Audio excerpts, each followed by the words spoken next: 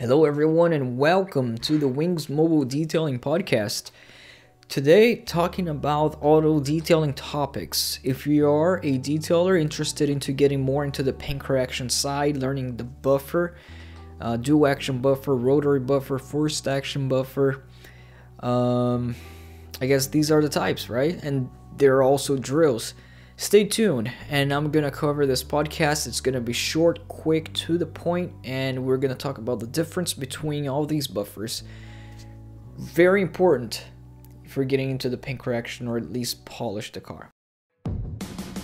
Welcome to the Wings Mobile Detailing Business and Automotive Podcast, the only podcast that will guide you on how to start and grow six-figure companies. As our team expand from one business location to worldwide domination, you will get step-by-step insights from a millennial franchisor and franchise owner with your host, Andre Mezzalera.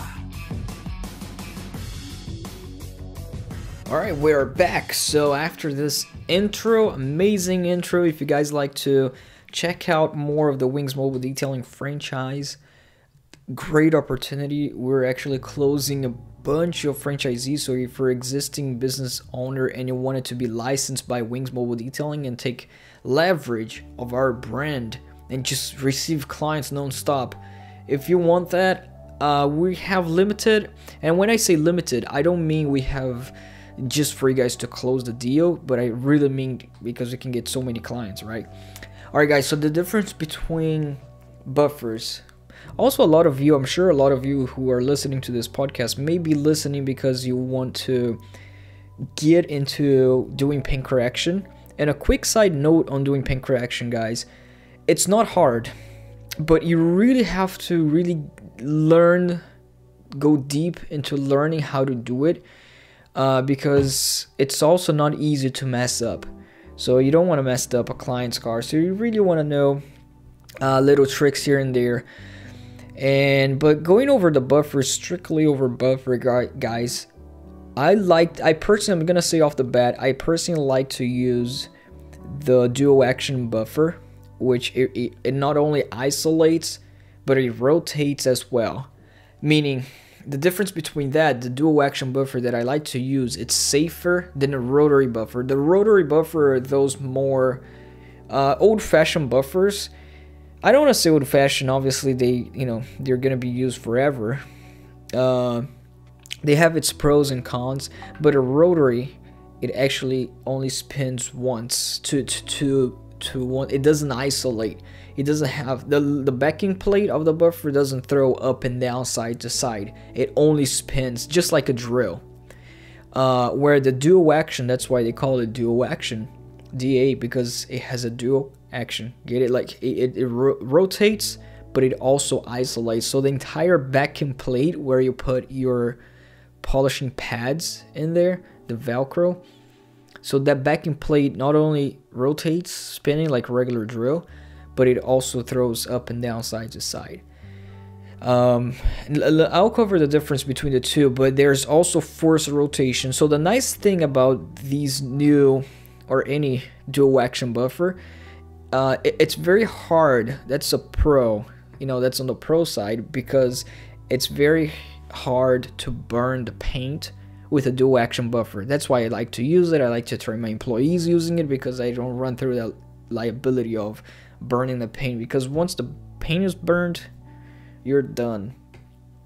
So the dual action buffer, the pro side of dual action buffer is that once you put a lot of weight on top of the machine, so you're polishing the car and you press it too hard against the paint, if it's a rotary buffer, that thing's gonna continue spinning. I mean, you didn't turn the machine off, so it's just gonna spin, and you put a lot of force, it's gonna create so much heat that it's gonna burn the paint. So you have to be careful. With a dual action buffer, it has a mechanism where if you put too much force in it, or maybe if you twist it to the side a little bit, or put force into it, it stops spinning. It's still gonna isolate, but it's gonna stop spinning.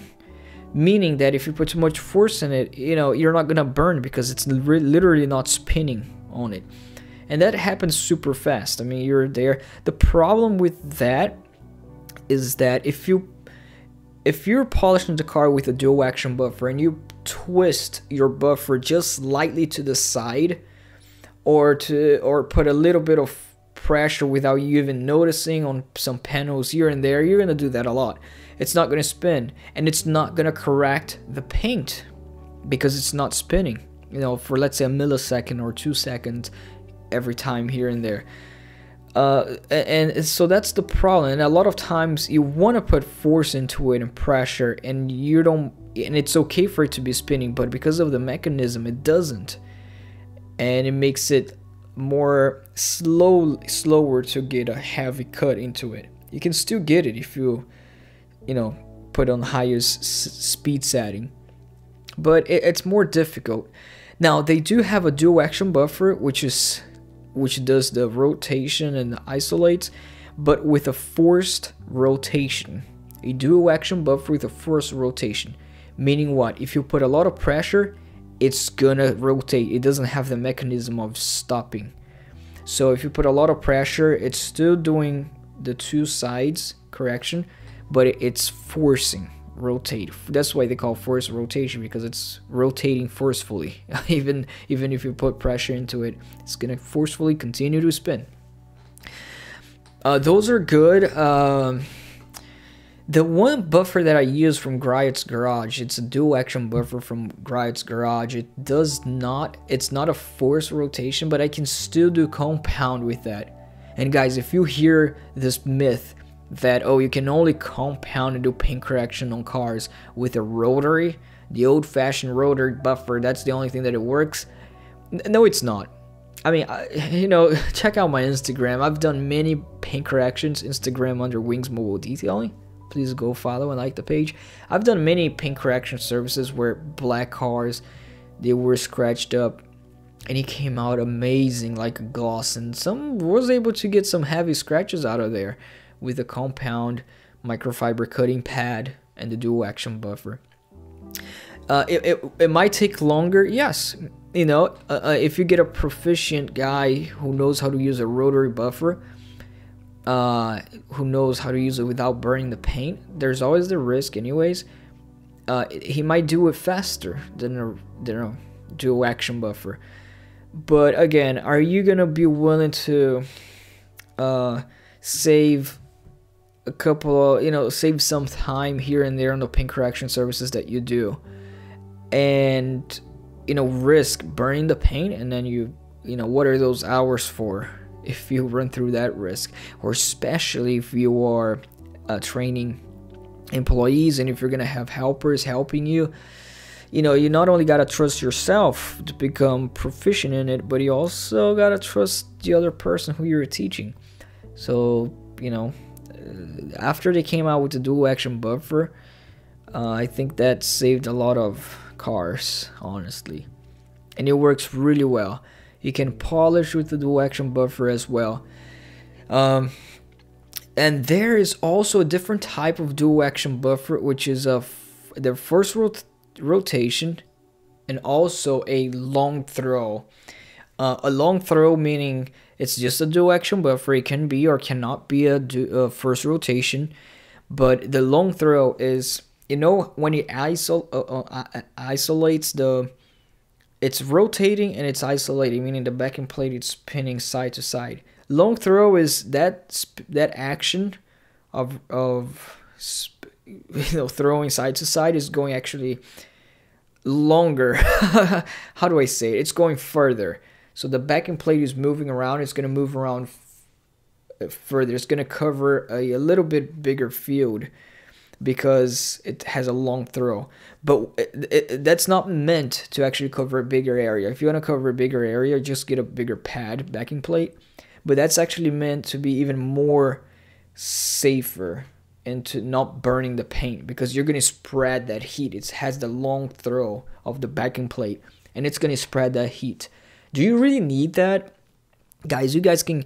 It's not hard to get proficient with a dual action buffer itself. Even with the forced rotation, which is slightly less safe than the regular not forced rotation. But you already have a dual action buffer. You're already on the safe side, if you burn a paint with a dual action buffer, it can happen. Okay, I can't, I'm guilty of that.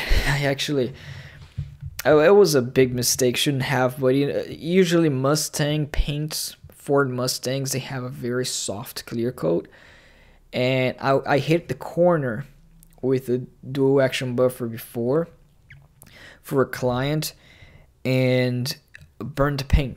That was very sad, a very sad day for me. I had to fix afterwards. But, you can still burn the paint, but it's hard to burn the paint. It just happened to me before, learning from experience, but that happened. I actually did before also, the wet sanding. So, obviously, a lot of times the rotary buffer, which is just spins like a drill and doesn't have the dual action. So, the rotary buffer, it actually... it spins super fast, and the difference between operations between a rotary buffer and a dual action, you guys probably have seen people using the rotary buffer where they use it fast with their hands. They gotta go up and down, side to side. They really have to go fast movements, and especially the higher the speed settings, you don't want to stay into one area, hitting that one area, because if you do with the rotary buffer, it's spinning so fast that it's gonna heat up the paint. Consequently, you're gonna so much heat that it's gonna burn. That's how you burn the paint. It's for the amount of heat that the pad is actually rubbing on the paint for such a fast speed. At such a fast speed, the dual action buffer, because you have the throwing action side to side, it's gonna spread the heat and not gonna burn the paint. So the difference between using the two, a rotary buffer and a dual action, as you use the rotary super fast. The dual action buffer, you actually want to take your time. You want to have the machine do the work. Always think of that. Dual action buffer, the machine is doing the work. Your hands are not doing the work. You're not moving, up and down super fast. You're actually leaving the machine there and working on usually crosshatch. I actually prefer to work in the linings of the car. Still crosshatch, but follow the lines of the car. But the dual action buffer, you're actually going slow. Up, down, and then you repeat the same area side to side. You move your hands slowly with that. You let the machine massage through, even at high speeds, at speed setting 5 or 6.